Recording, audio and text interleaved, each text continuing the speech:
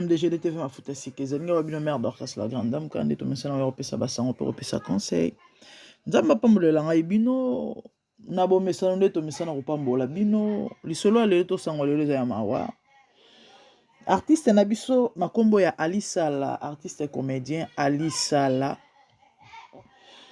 abungisi mwana na ye une grande fille certainement elle était majeure azali majeure parce que na moni ba photo na ye azali mokolo mwana mokolo Ali il est encore aussi jeune hein, certainement aboté vraiment na bolenge makasi une très jolie fille neti papa na ye photocopie papa na ye mwana ya mokolo na kombo ya Armanda mwana oyo ya mwasi akufi sa fille aînée et basango toza nango ezaki la fille est morte en Tunisie mwana akufi na Tunisie abelaki mais toza na précision ya maladie o abelaki te ouais quand même eza ba mamsusu et ekozala pe important trop te bato bayeba eza famille on ne sait jamais bref mwana beli akufi et azalaki sur TikTok hein so obeti Armanda et je crois 23 bon mona ye comment est-ce que tu vas commenter ma vidéo na ye et puis tout le monde to la sabine na bilili et à quoi elle ressemble ou encore et ce qu'elle était et ça li passe bible zolo bato le na ba rolela peto sepela na ba ko sepela to ko compatir pe ko souhaiter ba sincère condoléances na ndeko na biso Ali Sala courage c'est pas facile perdre une fille mwana ya mokolo boye puis mwana ya liboso en plus na mboka mopaya mosika et ndeko na biso uta ko bala récemment il y a même pas plus de 2 mois Ali Sala uta ko bala auti ko bala mwasi na ye bo waza mama mwana ana te c'est normal hein eza ba mambo ezalaka mais auti ko bala récemment libala ya sika ndenge ezalaka ka ozo enjoy libala nanu ba peso sango mwana kufi donc en tout cas et ça perturbe hein et mais courage à lui et zanzela biso nyonso c'est vrai to mesana na liwate bien que to kuta yango et c'est normal mutu so aki to moni soute c'est ce qui fait mal la séparation cette séparation mutu bo mesana o solo la bo mesana ko bengana akufi aki il y a quelques semaines ou quelques mois passés c'était son anniversaire et son père l'a souhaité joyeux anniversaire ba maloba kitoko ya malamu à souhaiter la longévité à l'obinae à simba bakoko. On va vous montrer même la lettre ou encore le message ouais le message la lettre est à la souhaiter bon ils ont lettre carré message à papa nae comment papa a souhaité moi la joyeux anniversaire a souhaité la longévité a souhaité à botabana à simba bakoko mais dommage que et nature ou encore réalité vie et présenter bisolo mososo donc courage nandeko Ali ya facilité nzamba pesa ya makasi pe libota mobimba bako ko surmonter choc oyo et ba sincère condoléances à la maman eza passé eza facilité et torlobanini et to profiter pe ka bandeko to pesa conseil na bato balandaka biso so bokoti na TikTok à moi bomona comment est-ce qu'elle était toute joyeuse abandaki ko sala ba vidéo na boyibi TikTok ndenge ezalaka hermoiseau azo tambola azo défiler azo staffer hein moi si kitoko taille kitoko et elongi bien nzoto bien aoseka azo yemba moi ba vidéo à TikTok boyibi ndezala moi délire moi nini elle ne savait pas que lelo torbeta lisolo na ye lelo akozala mowe lelo akozala ebembe elle avait quel âge moi on a kufi elle a moins de 25 ans à moi na moké toi tu as quel âge crois-tu que oza meilleur que poye akufa yotika la té ce qui veut dire eko surprendre yopé toujours souhaiter en côté mais lo ka to lito lo bato message to lito peso ezake o milengele. Nous sommes des pèlerins sur la terre, dit la Bible. Moïse Azoloba, apprends-nous à compter nos jours, afin que nous appliquions notre cœur à la sagesse. Or, la crainte de l'Éternel, c'est le commencement de la sagesse. En d'autres termes, apprends-nous à compter nos jours, afin que nous puissions te craindre. Pourquoi? Parce que mon temps qu'on échappé dans l'Iwa, et ça, on Parce que l'Iwa, tout le monde a l'Iwa, et ça la penza l'Iwa.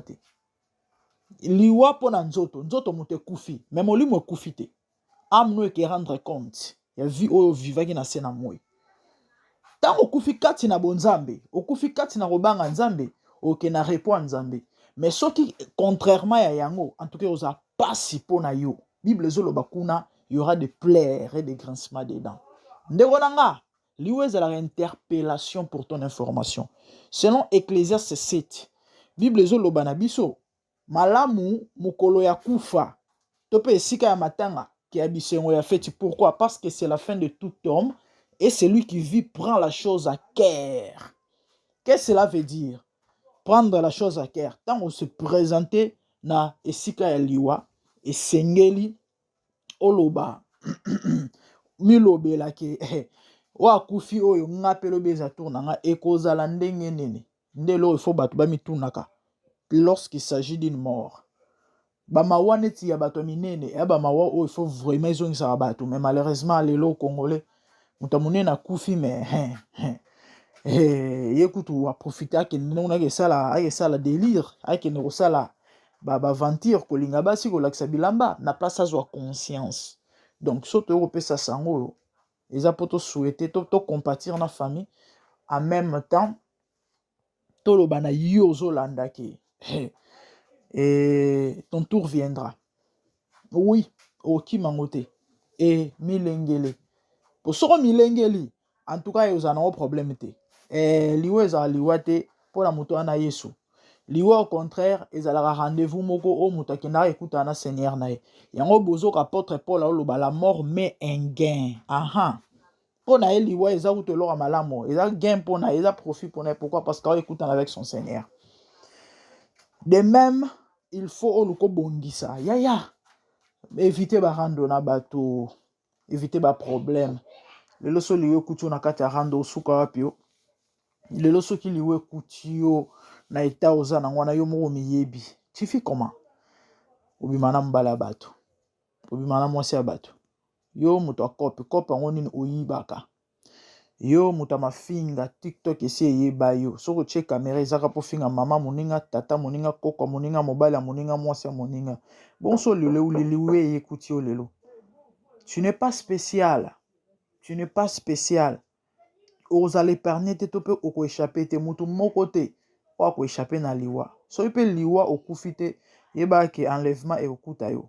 Donc so rate enlèvement, o rate liwa te. So rate liwa, o rate enlèvement te. Oromata, orokende. Bible ezoloba, église oyo soya kozoleza oyo kozala trouver sans tache ni ride. Ride tache et alisumu, elembo alisumu. Donc yo muto vivara na kata bambeba. Lelo soki enlèvement esalemi o mata te. Pourquoi? Parce que lisumu wana ekomi so kilo oza pepele te po mata. Mama milengele, papa milengele.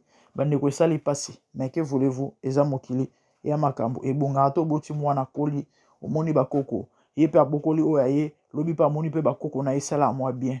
Oboti mwana koli a flair d'âge comme ça, mwana kufia ki. Quel choc, quel pasi. Yango bandeko na nga to sambelaka. Ouais, c'est vrai balobi teke. So ozo sambela ndoko échapper na liwate mais non, nte ko sambela ezo garantir yo mwa mambo ebele. Boyeso otangi na Bible, o comprendre que Nzambe akatela mutu mikolo moko na se na moi. Mais malheureusement lelo bato bakokisa ngo te. Na ebite so bato bosali konsonga na sali. Bandeko bakoko bakufa asu te, mikolo bakufa asu te, ba jeune ka bakoma okufa. Elobela bato eloko te. Elobela bato eloko te, interpella bato te. Surtout mikolo bandaka na décembre ezaka so bolali bolamuki akufi. Bolali bolamuki akufaki. Bolali bolamuki. Bongo tala ba photo ya ba jeune mibali na basi ba vingtaine, ba trentaine, bana kitoko, basi kitoko, mibali kitoko. Wow! Ezo lobela bato eloko te makambo. Ezo interpeller bato te vraiment ya solo wana. Tobanga Nzambe. Tobanga Nzambe. Bandeko na mikolo bato ba okufa, surtout les jeunes, et ça fait très mal. Ezo sala vraiment pasi. Ezo sala pasi. Bandeko, c'était ça. Ya mokyo tozaki nango ya koloba. Na ina loba na ndeko moko. Luka kimia na moto nyonso. Luka kimia na moto nyonso. Bible ezo loba je crois na Romain. Soki ezo dépendre ka na bino. bosala en sorte, bosala nyonso. Donc bosala vraiment de toutes les fois. Donc na lolenge nyonso. Bosana kimia na moto nyonso. Bible ezoloba. Mama, yo zaka na ba problème na bato. Papa yo zaka na ba problème na bato. Okoti mbula sika me, ya na bato olobi sarate. O bokanga na bango binemi mbula année passée ti lelo bozaka na ba position na ba état wana. Et ça normal te, vous devez arranger ça. Pona chité, Matthieu 6. Makomi eloba heureux le miséricordieux car ils obtiendront miséricorde. Na miséricorde toi na ba momi balé, toi na misère toi na cœur. Nzamba fungola motema na ye, hein? Pona ko yokela biso maro, pona ko porter ba misère na biso ba pasi na biso, ko limbisa biso na ba faiblesse na biso. Pourquoi pas yo po limbisa? Parce que ba lobi so za miséricordieux no okozwa miséricorde. Donc oyo kosala yango pe ba kosala. Yango oka Bible ezoloba so bolimbisi bato te. Nzambe na likolo olimbisa bino. Yo zala molimo okangela bato bakando olimbisa te. Yeba ke Nzambe pe atikala kolimbiso te. Eza Bible, eza ngate. Bible, Nzambe atikala kolimbiso te. Or, so Nzambe alimbisi yo te. Sor no ezala penza nini. Yo so oza na rando na Nzambe. En d'autres termes, moni yo wana rando na Nzambe. Pourquoi? Parce que olimbisa te. Osuka wapi. Osuka wapi. Vraiment que le Seigneur nous vienne en aide. C'était ça le petit message. Maman fongola motema, papa fongola motema, c'est vrai. Et ça l'a passé. C'est vrai, on dit maté que y'aime trahir. C'est vrai. On dit maté, on a choqué. Nature à moteza ingratitude. C'est ça l'homme. Donc yo vous allez surpris na ba mamba bon yo ça passe toi ba mais que voulez-vous? Tournez la page. Les kanzela.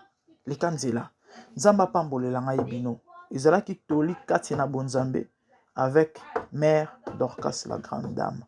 Partagez, aimez, likez et faites leur diffusion. Surtout activez la cloche pour vous rataka et l'autre côté ceux qui ba nouvelle topé ba émission asika ekoti. Na ligne bino mingi nzamba pambolela ngai bino. Quant à moi, na moni bino na prochain épisode. Bozana kimia bo passer ba week-end. Malamu na kombo na Yesu. Merci beaucoup. Thank you. Bye. Je vis le Seigneur assis sur un trône très élevé, et les pans de sa robe remplissent les temples. Les séraphins s'étaient au-dessus de lui et criaient l'un à l'autre, disaient Saint, Saint, Saint est l'Éternel des armées.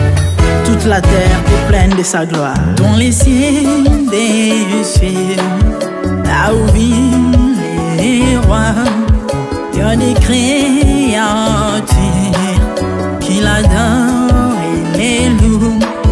Dans les lieux célestes, là où règne mon roi, il y a des anges qui chantent jour et nuit en sa gloire. Les 24 vieillards et les 4 êtres vivants, ensemble avec les anges, chantent ensemble en air. Ils ont réussi l'homme d'adorer les rois, car le l'unique, le seul vrai Dieu. Seigneur, reçois favorablement les paroles de ma bouche, car les portes furent ébranlées dans leur fondement par la voix qui retentissait, et la maison s'était remplie de fumée. Glorifie-toi. Dans les cieux, sur la terre, même sous la terre, toute langue confesse que Jésus est Seigneur, car il est élevé au-dessus de toutes choses, et son nom est au-dessus de tout nom.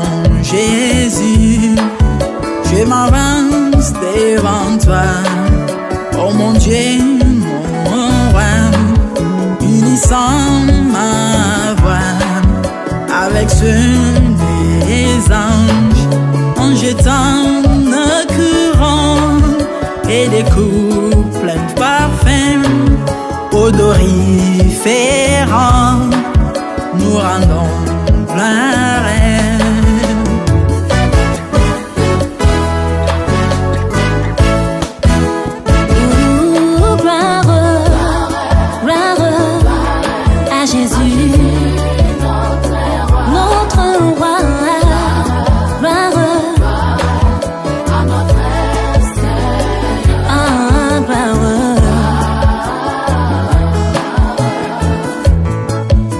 chantons gloire à Jésus.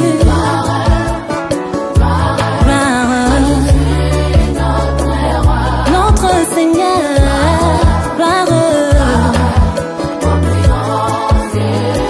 plus haut des cieux.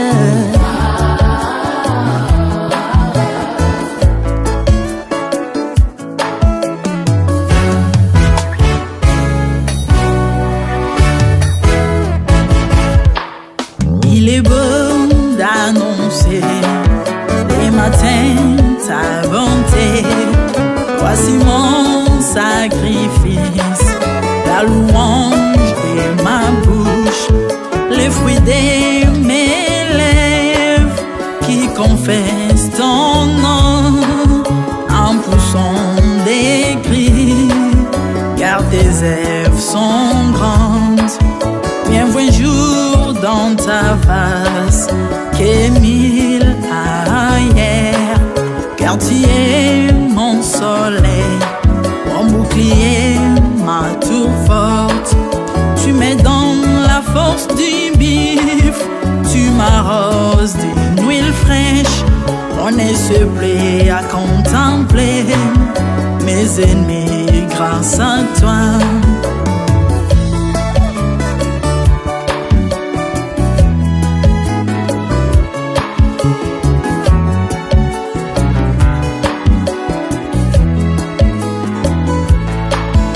Je prospère dans tes parvis, je porte des fruits, même dans ma vieillesse, plein de sève verdoyant, comme le palmier les justes croissent, et s'élèvent comme les cèdres du Liban planté dans les jardins de Dieu.